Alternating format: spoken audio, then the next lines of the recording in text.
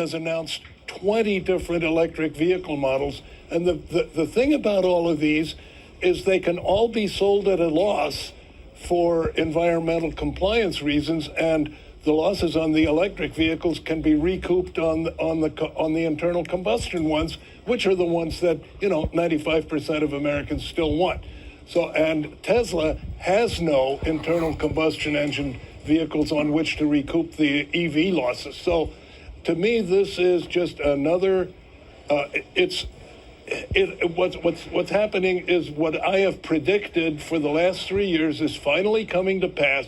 Is everybody in the global automobile industry is going to be offering high quality, high technology, high range electric vehicles. The lens that we look at it through from a sustainability point of view is that we need to constantly be looking for ways to get carbon out of the system. Carbon is it's money, it's savings, and as we really got after sustainability almost a decade ago now, we learned that you can save money and run a better business and build a more sustainable company.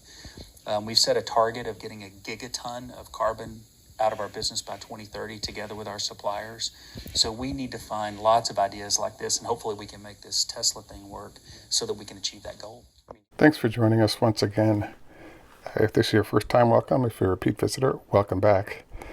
This is Greg for Teslafaninsight. Just a reminder, please take time to like and subscribe, and join us on Patreon for better ideas of investing and trading. So today's focus is sort of a 3.0 on the Tesla Semi Sacramento. I decided to do a brief show follow-on for Sacramento 3 because there are two questions that we didn't answer that seem to pop up most. Number one, what is the real freight weight of the Tesla Semi? And then two, what is the real price? The interesting note is that Elon has worked hard to make sure that the numbers he threw out there initially of 500 miles of range are confirmed in the video he presented. But there's also the data we have that comes out from real users, which we need a lot more of to confirm what all the numbers are. In this case, we focus on the fact that the folks at Pepsi have articulated that the experience they're having is they're getting 424 miles of range still with 20% battery left when it comes to the trucks that are moving chips to and from distribution centers. So we'll have to embrace those numbers because Tesla is standing by those numbers, and now we're starting to get customers stand by them. The problem that I see with that number is that Pepsi has been running the trucks at Frito-Lay for at least 5 months, more like 9 months. And so what we have happening is that over that cycle, we actually have temperature ranges where the Sacramento Valley can, that mid-August to mid-September can hit 120 degrees pretty easily. Something in that 100 degree every day is somewhat normal. The other thing that pops up is that we're getting a 424 mile range discussed by Pepsi, but again, while during the summer it's very hot, during the winter months we definitely can drop below freezing, and when you consider the fog and winds that roll over the valley, nightly low temperatures are the norm. The thing is that warming a battery up from 10 or 15 or 20 degrees to a 30 to 35 degree operating temperature isn't that tough. So in terms of range drawn away from temperature management, we're not seeing a huge penalty going on there. So I think we can go with the numbers that we're getting from, if you will, the first customer. As we reviewed yesterday, when we move over to Tesla and the Tesla Semi and Pepsi moving, if you will, water weight, we're now in a situation where Pepsi has chosen to step initially into 100-mile range for that vehicle, but has plans to move it up, as we described, to the full 500-mile range, which basically, as we discussed, works out to just over 400 miles because of sort of good battery management.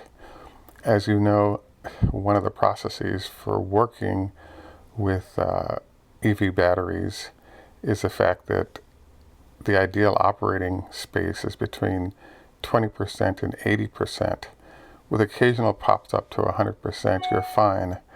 But the challenge that pops up is that you end up with some severe issues if you constantly do that, because when you go through an 80 to 20 cycle, you're actually, in essence, letting rest happen for a portion of the batteries, or you're cycling through different batteries on each occasion.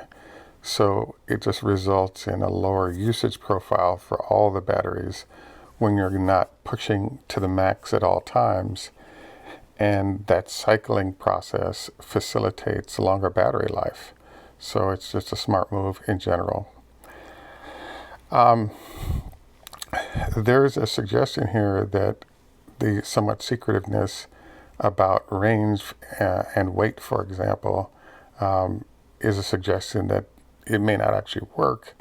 And I suppose that's possible, but the key to it is that we're starting to get a lot of data that supports range and weight as Elon articulated it. And I think it's the amount of volume you get from different sources that will dictate sort of what happens. One of the questions that comes up is, if everything was fine, why the secrecy? Well, the iPhone somewhat set a standard for secrecy in Silicon Valley. A process has emerged where some patents are sought, but as we saw with the iPhone, the cost of protecting a patent and how Samsung mostly got away from big payments to Apple's suggested speed to market is really your only answer. Between hiring away key people and working to reverse engineer key components, Tesla's edge will be eroded over time. In the meantime, Tesla will work to become fully entrenched globally before replication occurs. Elon has hinted at the real price of the 500-mile range vehicle costing customers $250K plus. Buyers know the actual numbers, others do not. Price at this point does not matter because those with slots in the line can build with that in mind for 3 years before there are any sales that will open up to new customers. There are some large fleets like Pepsi, Walmart, Cisco, UPS, and FedEx that stand ahead of potential buyers. A sidebar note would be that orders from Walmart already in, and comments from the Walmart CEO. Tesla has solar panels installed on at least 200 Walmart stores. And so I'm a bit surprised at seeing Reuters talk about the fact that Walmart is going elsewhere when we're looking at semi, given the dollar commitment they've already made for probably 150 units, as well as their existing relationship on solar panels. It seems that Tesla always garners a little playa-hating from large entities that aren't able to get the kind of information they get from Tesla's competitors. The answer to this seems to be, if competitors cannot do what Tesla is doing, then Tesla can't do it. It's time to go watch the truck move over long distance with the freight confirmed. One of many amazing numbers from Tesla is seeing the 80 to 20 rule observed with the Semi. At the end of the trip, 20% of the battery for Pepsi on the chip side is left on a 424 mile route. Say 100 miles or 20% is left of the 500 mile battery. For competitors, let's say a Volvo or Daimler that are rolling at 250 miles of range. If you stay in the 80-20 space, that's appropriate, and the slice off of range really puts them, in the net 100 miles of delivery capability, which is a pretty big disadvantage to what Tesla's able to deliver. So I think that I now understand the big question is, why is it that we're not seeing Tesla competitive solutions from major names in the business already? And the big answer is, when effective range is only 100 miles, which is 80% of 230, is about 160 miles. But then you look at potential temperature issues.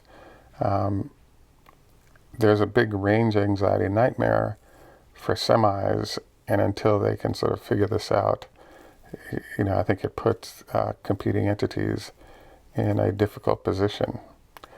This is especially the case because the price point on those vehicles is $400,000. And when you look at paying $400K for, let's say, 130 miles of real driving, that is a huge number to pay for such a small amount of realistic range for that vehicle.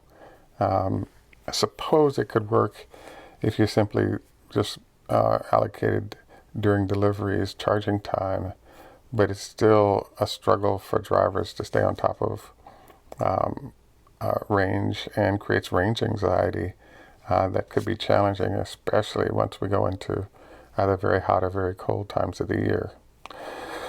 So the question unanswered while we were getting some numbers on the weight and range stuff that we just covered is, what is the real price?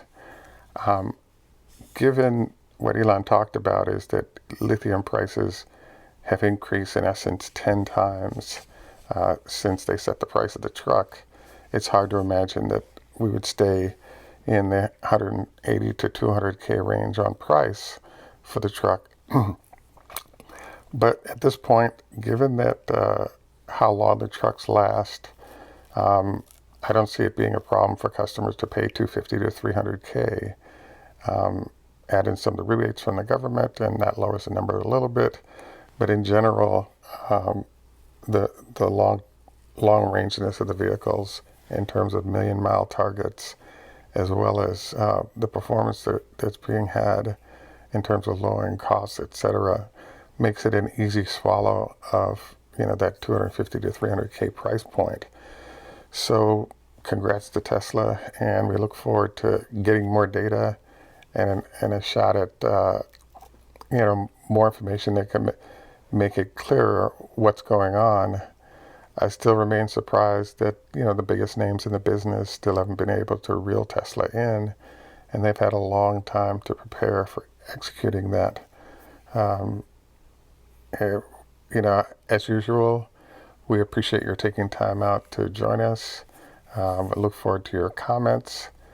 I also wanted to encourage you to join us on Patreon. The final note is to cover our health tips for the day. Just a reminder, it was suggested that we limit food consumption to once a week of fried foods to limit the impact of that on your body. This is from our kidney doctor advisor. At any rate, once again, thanks for joining us. This is Greg for Teslafaninsight. Tschüss, au revoir, lehitrot, choda hafiz, zdravstvuyte, ni hao ma, konbanwa, Japanese, heido, Swedish, namaste, Hindi. And in Jamaica, we say enough respect, walk good man. Thanks and have a great day, and bye for now.